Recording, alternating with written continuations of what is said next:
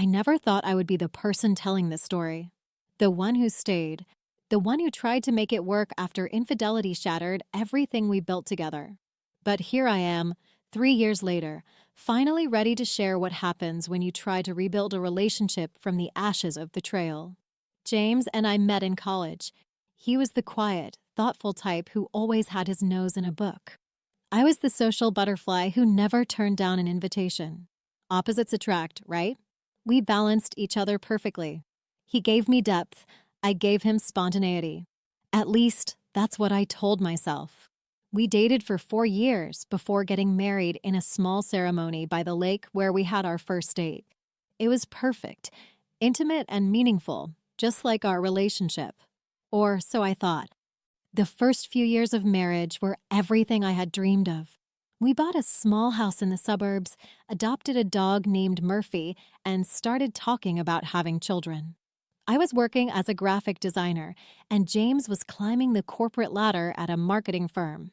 We had date nights every Friday, weekend hikes with Murphy, and quiet Sunday mornings with coffee and crosswords. It was ordinary in the most extraordinary way. Then came the promotion. James was thrilled when they offered him the position of regional manager. It meant more money, more responsibility, and unfortunately, more travel. 2 weeks out of every month, he would be gone, visiting clients across the country. I was supportive, of course I was. This was his dream. The distance was harder than I expected. Our phone calls grew shorter, our texts less frequent. When he was home, he seemed distant, always checking his phone or bringing work to the dinner table. I told myself it was just the stress of the new position. He needed time to adjust, to find balance. I could be patient. 6 months into his new role, I noticed the changes. Small things at first, new cologne, a sudden interest in fitness, clothes I didn't recognize. The classic signs were all there, but I ignored them. I trusted him completely. That was my first mistake. It was a Tuesday when I found out.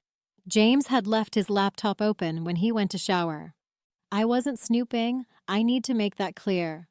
I was just going to order takeout, and his computer was already on. A message popped up from someone named Elise. Can't wait to see you tomorrow. Room 307, same as last time. My world stopped spinning.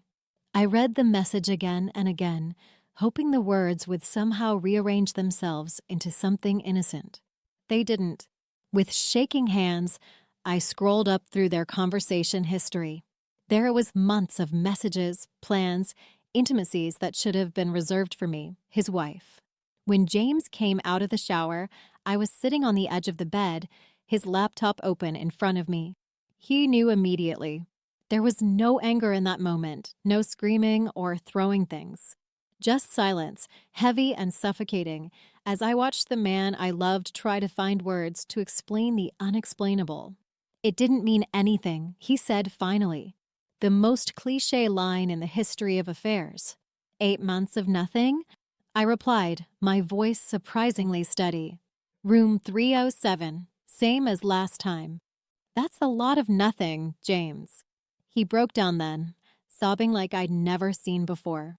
He confessed everything, meeting Elise at a conference, the initial flirtation, how one drink led to dinner which led to her hotel room. How he told himself it was just once, then just one more time, until it became a regular part of his business trips.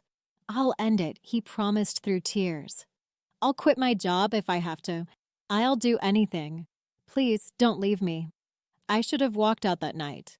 Everyone would have understood. My friends, my family, they all expected me to file for divorce immediately. But 27 years of life doesn't prepare you for this moment, for the impossible choice between walking away from the future you planned and staying with someone who has broken your heart so completely. I asked for time. James moved into the guest room, and we existed in painful parallel for weeks. He canceled his trips, took leave from work, and started individual therapy. He gave me access to all his accounts, his phone, his email. Complete transparency, he said. Whatever I needed. After a month of sleeping in separate rooms and having stilted conversations about everything except what mattered, I made my decision. We would try. Not for him, not even for us, but for me. I needed to know if it was possible to rebuild something that had been so thoroughly destroyed. We started couples therapy. Twice a week, we sat across from Dr. Marshall, a kind woman with knowing eyes, and unpacked the ruins of our marriage. The sessions were brutal. Every lie, every betrayal laid bare under the harsh light of professional scrutiny. Why did you do it? I asked during one session, the question that had been burning inside me from the beginning. James stared at his hands. Because it was easy, he finally said. Because with Elise, I could be someone else. Someone without responsibilities or history or expectations. It was an escape. His honesty hurt more than any lie. I was reality. She was fantasy. How could I compete with that? Dr. Marshall guided us through exercises in communication, trust building, and intimacy. James did everything right. He was patient, remorseful, completely committed to the process. He wrote me letters expressing his regret, his love, his promises for the future. He planned dates, remembered anniversaries, brought me flowers for no reason at all. He was trying so hard. We both were. 6 months after Discovery Day, as it's called in therapy circles, we decided to renew our vows. A private ceremony, just the two of us and Murphy in our backyard. James cried as he promised, again, to love and cherish me.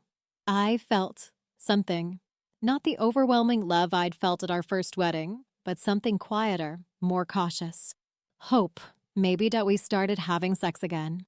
Hesitant at first, then more comfortable. Sometimes, in the middle of intimacy, I would find myself wondering if he had done the same things with her. If he had whispered the same words, made the same promises. I never asked. Some details are better left unknown. For our anniversary, James planned a weekend getaway to the mountains. It was beautiful, hiking during the day, cozy fires at night. On the surface, we looked like any other happy couple celebrating their love. But beneath the smiles and the carefully planned moments, there was a current of something else. Effort. Every laugh, every touch, every conversation felt deliberate, choreographed. We were trying so hard to be what we once were naturally. A year after the affair, James received another promotion, one that wouldn't require travel. He turned it down without consulting me.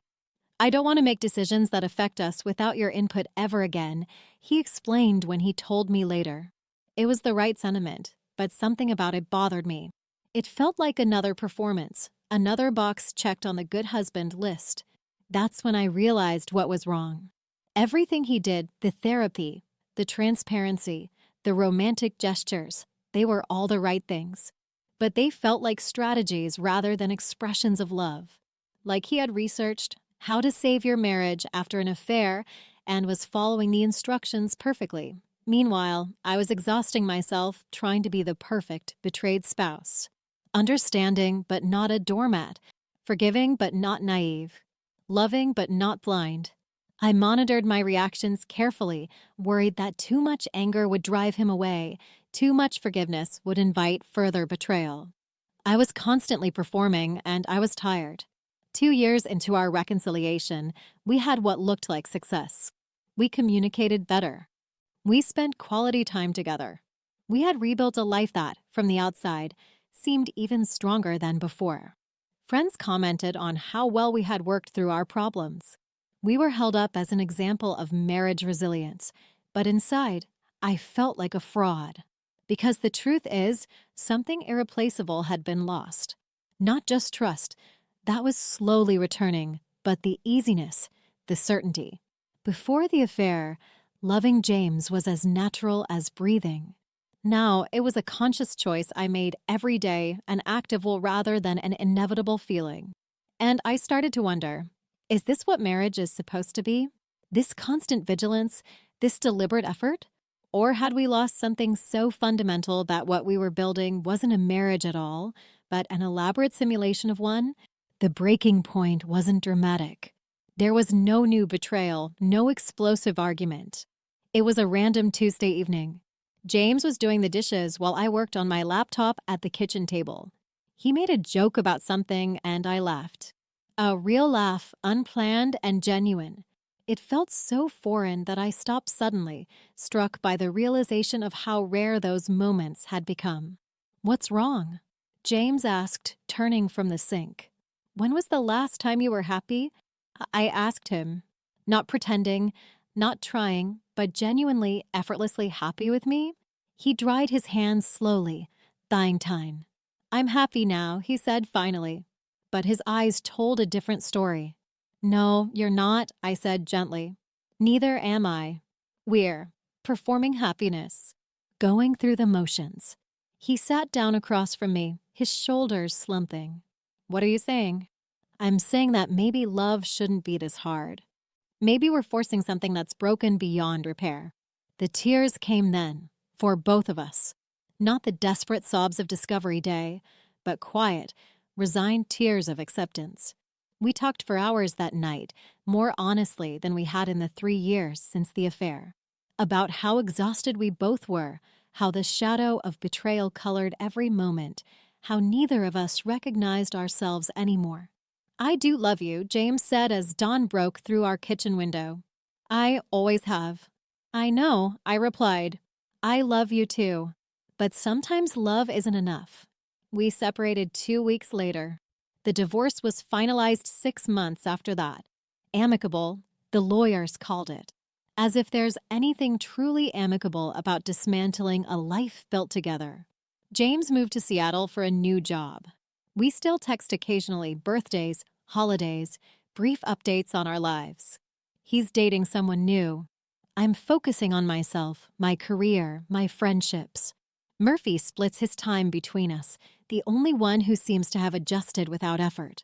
People ask if I regret trying to save our marriage. I don't. Those 2.5 years taught me more about myself, about love and forgiveness, about my own strength than I ever could have learned by walking away immediately.